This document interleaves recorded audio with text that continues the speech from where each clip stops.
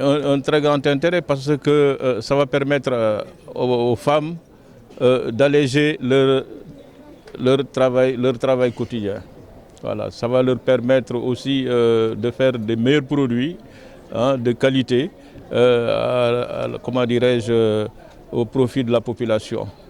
C'est très important puisque c'est des matériels modernes qui vont permettre aux femmes de bien transformer leurs produits, de mettre un excellent produit sur le marché national et international. Nous, on a déjà pris de l'avant parce que, en tant que maire d'une commune, on donne la priorité aussi aux femmes. Hein, on a entendu la doléance des femmes concernant l'attribution des terres et ça vraiment, on fait tout pour que les femmes aussi accèdent à la terre parce que c'est très important dans le déroulement de leurs activités. Il faut nécessairement qu'ils soient propriétaires de leur terre pour pouvoir au moins avoir, comment dirais-je, des garanties au niveau des banques.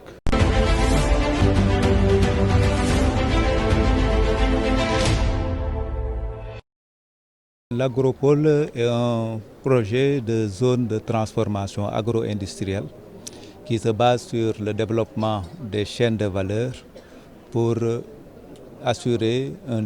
pour être moteur de la souveraineté alimentaire, de la création des emplois décents, de l'amélioration des revenus et aussi de l'équité territoriale. Dans cette perspective, l'agropole s'appuie sur les franges les plus importantes de la population, à savoir les jeunes et les femmes, pour travailler à améliorer leurs conditions de vie. C'est ce qui explique que présentement l'agropole a mené un ciblage transparent, inclusif, avec la participation de l'ensemble des partenaires afin de choisir des organisations de jeunes, des groupements de femmes, des jeunes incubés de la Casamance afin de les doter d'équipements de transformation et de matériel pour améliorer la valeur ajoutée aux produits et au potentiel donc, local. Présentement, on a plus de 90 organisations de femmes et encore plus de 95 aussi organisations de jeunes.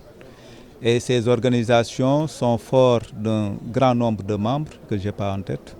Et ces organisations travaillent dans la transformation, ce qui fait qu'on a fait un investissement de base qui équivaut à plus de 414 millions, censé les accompagner à faire la transformation afin d'améliorer la qualité de leurs produits, de faire en sorte que la conformité et les normes soient respectées, de manière à ce que nos produits soient aptes à être commercialisés dans le marché local, régional et même dans le marché international. C'est ce qui fait que donc, cette initiative vise à accroître l'autonomie des femmes, à faire en sorte que les femmes aient plus de revenus, à faire que les femmes aient plus de souveraineté et pour enfin asseoir la souveraineté globale, la souveraineté économique, la souveraineté alimentaire sur toute l'étendue du territoire national. C'est du matériel de transformation, donc des étiveuses, en fonction des filières, on a du matériel destiné à la transformation de l'anacarde, du matériel destiné aux céréales, du matériel destiné à d'autres produits.